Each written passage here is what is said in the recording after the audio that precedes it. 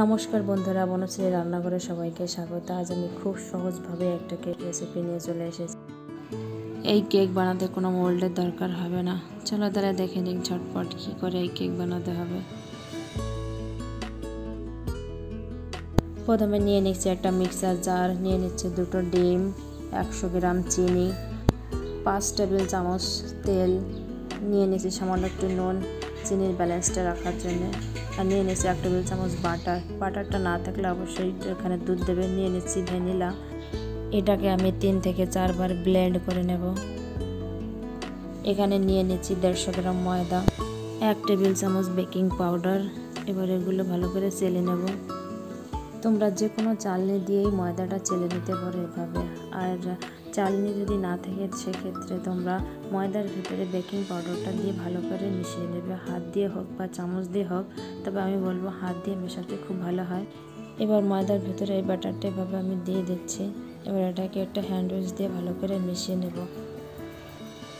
যাদের hand which নেই তারা যে কোনো একটা বড় ধরনের চামচ দিয়ে ব্যাটারটা ভালো করে মিশিয়ে নেবে।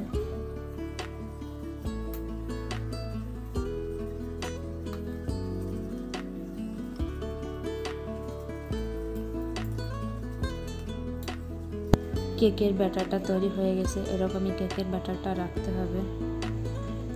আমি এখানে বাটার ব্রাশ করে নিয়েছি বাটিতে। তোমরা বাটার না থাকলে অবশ্যই তেল ব্রাশ করে নেবে।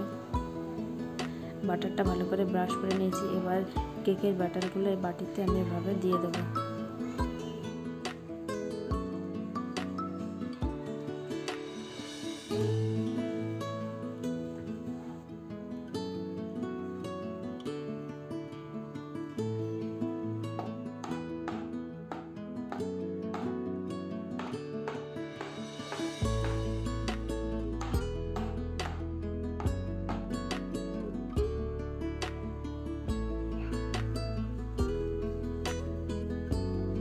আমি এখানে একটা ডিশ নিয়েছি। এই ডিশটা 5 মিনিট আমি লো ফ্লেমে গরম করে নিয়েছি। এর ভিতরে একটা স্ট্যান্ড দিয়েছি। স্ট্যান্ড যদি না থাকে তোমরা নুন বা বালি দিয়েও নিতে পারো। এবার ব্যাটার ভরা বাটি এর ভিতরে দিয়ে দেব।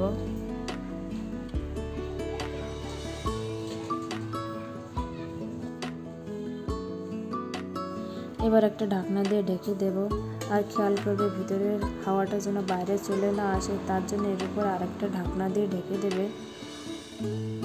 25 মিনিট হয়ে গেছে। এবার ঢাকনাটা নামিয়ে দেখব কেক হয়েছে কিনা। দেখো কি সুন্দর হয়েছে কেক।